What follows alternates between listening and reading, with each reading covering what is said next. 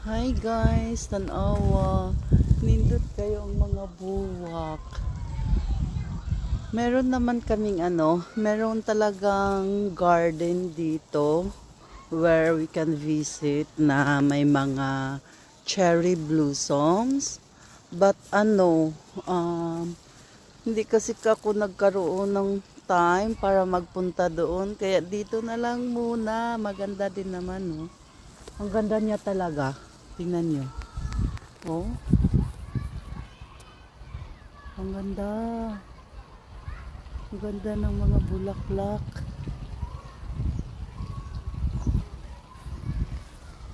Diba? Ang ganda.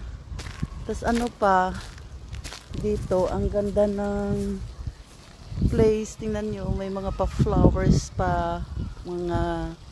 May pa-fountain pa. Ang aga nilang nag-set up.